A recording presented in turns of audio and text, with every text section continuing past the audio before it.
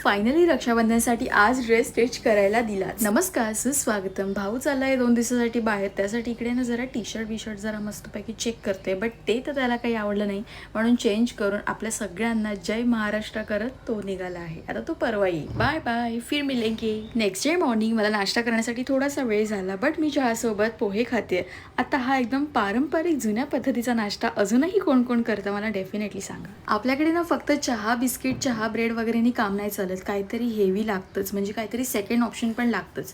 तर त्यासाठी मम्मीला बनवते मी मस्त गरमागरम रव्याची पेस्ट, ड्रायफ्रुट्स घालून आणि साजूक तूप घालून. ही तर खूप भन्नाट लागते. मम्मीसाठी छोट्या छोट्या डब्यामध्ये डाळभात केला आणि माझ्यासाठी उरलेली काची पनीर बिर्याणी. बेस्ट, म्हणजे माझं काम झालंय. सोचा थोडं टीव्ही बघत बघतच जेवण करूया. इथे दुपारच्या जेवणासोबत टीव्ही असतो आणि नंतर रात्री निवांत एकदम, ते पण महाराष्ट्राची हास्यचित्र. आमच्या नियमित न चुकता फळ देणाऱ्या मातोशी काही ना काहीतरी देऊन जातात, म्हणजे तेरी बी चूप आणि मेरी बी चूप. आज थाला म्हणजेच परातीसोबत एक्सपेरिमेंट करूया. थाला ठेवला खिडकीमध्ये आणि त्याच्यावर ठेवलं ट्रायपॉड आणि मग मी बघायला लागले की इकडून कसं दिसतंय, इकडून कसं व्यवस्थित होतंय का.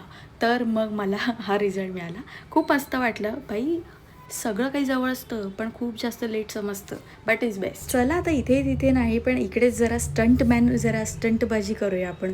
खूप एकसाथ उचलले, भारी वाटलं. चिअर्स सर्वांना. मम्मीने माझ्यासाठी मस्त गरमागरम कॉफी बनवली. अशी पॅन्ट शिव, अशी कालीवर वगैरे झाली नाही पाहिजे, हे हात वगैरे असे. ठीक आहे, डन. सेम टू सेम असं. हां, असंच. संध्याकाळी मी निघाले मार्केटसाठी आणि ही आहे आमची मिस ब्रिगेन्झा. हे मीच नाव ठेवलंय तिला. छत्रीच आणली नाहीये यार, पाऊस आला, बाहेर पडल्या लगेच.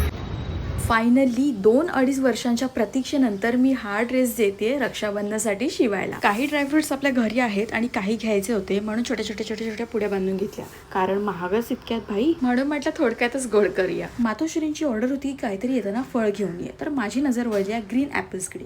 सो म्हटलं की कधी आपण ट्राय नाही केलेत, आता ट्राय करून बघूया. एवढं सामान 80 आणायचं म्हणजे नाकी नाव येतात. मार्केटमध्ये फिरली, बट अद्रकच आणायचं विसरली यार, कारण आपल्याकडे चहामध्ये अद्रक लागतं. आता काय मूड दाखवू मी मम्मीला, कारण 2 दिवसापासून आणते करून ते विसरायलाच होत आहे राव.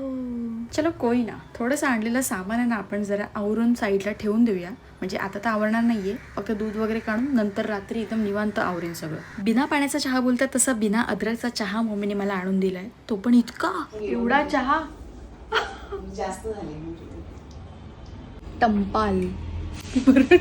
असो, मी तर एवढा चहा घेणार म्हणजे अजिबात घेणार नाहीये, फक्त खारी खाणार. आणि हो, आता जस्ट आपलं यूट्यूबवर लाईव्ह झालेलं आहे, त्यामुळे फर्स्ट टाइम मी लाईव्ह आले. खूप मस्त वाटलं तुमच्याशी बोलून.